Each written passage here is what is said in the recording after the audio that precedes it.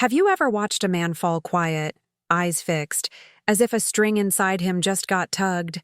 Not by your dress, not by your body, by something he can't name. That string has a shape. I call it the Lotus Ledger. I am Cleopatra, and I will place a secret in your hands the way a queen places a jewel in a favored palm. Tonight, you will learn to write his desire in 3 lines. 3. That is all. But written properly, they pull him to you the way the Nile pulls the moon. Listen. Ordinary women chase attention. Powerful women collect information. I did not conquer with noise. I conquered with notes. The Lotus Ledger is not a diary of your feelings. It is a map of his hunger. 3 lines, 3 glints. You find them. You inscribe them. And then, you weave them so softly, he swears it was his idea to chase. First, understand the lotus.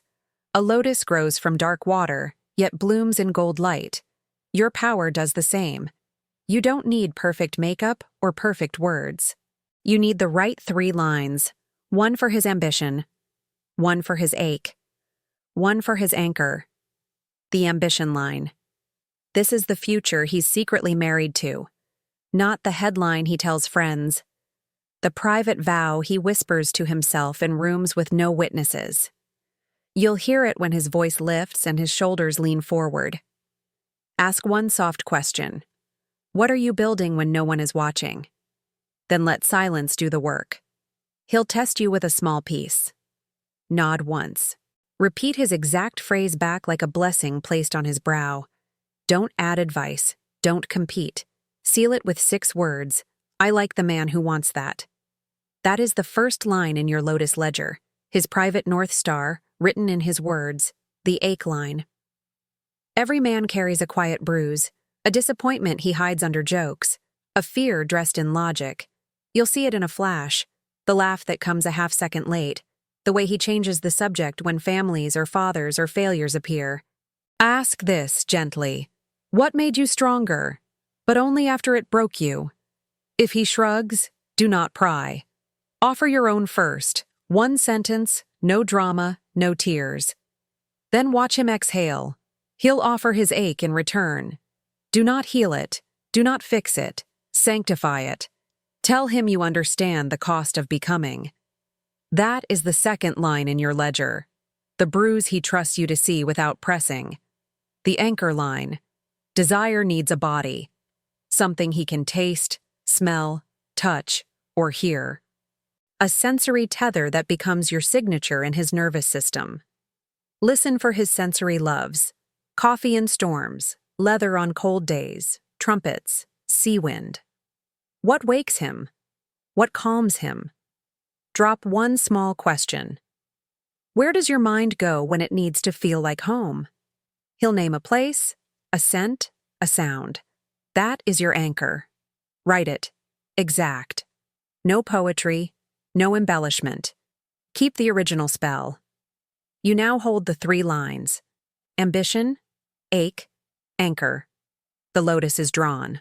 But parchment doesn't seduce. Ink does. How do you weave this without looking like a strategist? With grace. With dropper, not bucket. You touch 1 line at a time, never all 3 in a single breath. You make him feel seen in a way that makes him stand up taller, not smaller. Weave the ambition line like this. When he speaks of his work or his dream, braid in his words. The same words, not synonyms. His language will feel to him like home. If he says build, don't say create. If he says freedom, don't translate to success. 1 sentence, placed carefully. I can see you as the man who builds that. Then let the air hold it. Do not sell him on him. Let him buy himself in your presence. Weave the ache line like this. When the bruise shows, choose a gesture, not a monologue. A quiet palm on the table between you. A slow breath he can mirror. And 1 simple sentence. You don't need to be strong with me right now. Then change the subject. Don't mind pain for intimacy. Offer shelter, not a stage. Weave the anchor line like this. If his anchor is sea wind, Meet him once in a place where air moves. Let your hair lift. Smile. Say nothing. If it's coffee and storms, send a photo of rain on glass and the sound of a slow pour. No caption.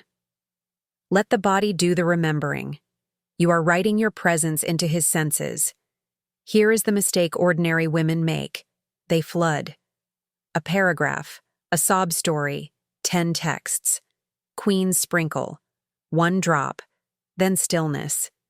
Seduction is irrigation, not a tidal wave. Now, a test. After a date, do not fill the silence. Wait until his rhythm begins a new line. Then send a single echo from his ledger.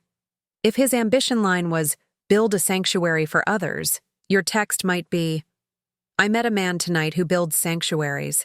It was beautiful to watch. No question mark, no hook, just a mirror with gold edging. Then let him walk forward. And yes, timing. When? Early evening, when the day is closing and the guard is tired. Or morning light, when resolve is fresh and a woman who believes in him feels like fuel. Noon is for logistics. Dawn and dusk are for spells. A warning. The Lotus Ledger is powerful. Use it cleanly. You are not here to puppet. You are here to awaken the best of a man and watch him reach for you as he reaches for himself. Command with kindness. Reign with restraint.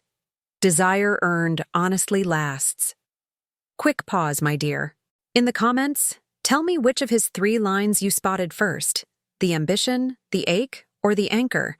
If this Queen's Counsel serves you, tap subscribe so you never miss the next secret I whisper. Now, let me hand you 3 scenes to practice tonight. Scene 1. The first meeting. Your goal isn't to impress. It's to listen with royal stillness. Ask 1 luminous question, then ask no more.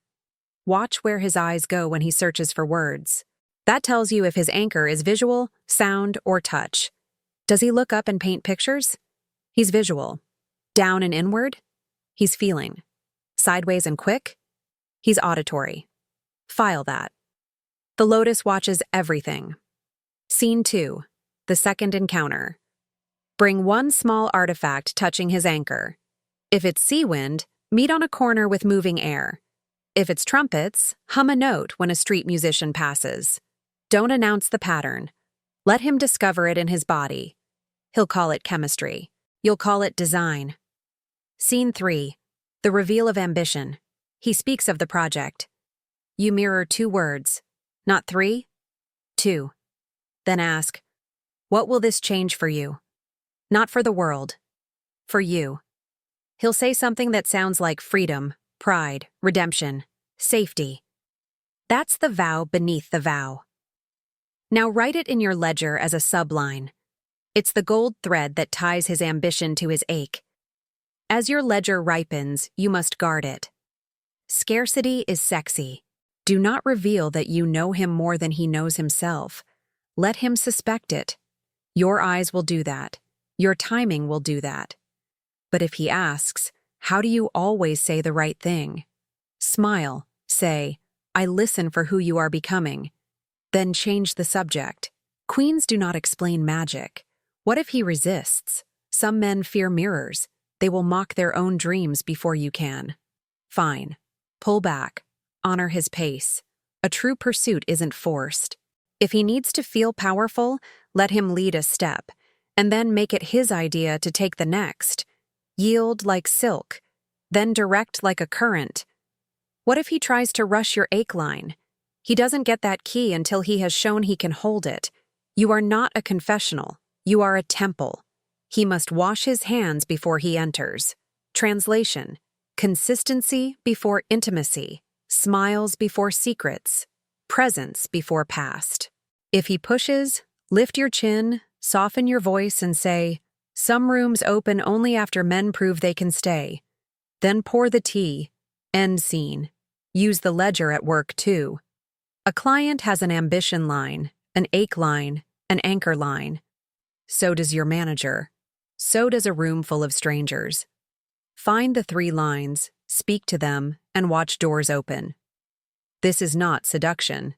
This is leadership with fragrance. digital realm. Messages compress magic, but it can be done. Voice notes carry warmth. Pictures carry anchor. Texts carry precision. If you must choose, choose voice for ache, image for anchor, words for ambition. And never send two anchors in a row. You'll dull the scent. Rotate. Keep hunger alive. Do not confuse ledger with performance. You are not bending yourself into shapes to fit him. You are sculpting the environment where his best self steps forward, and he associates that stepping with you. This is the quiet crown.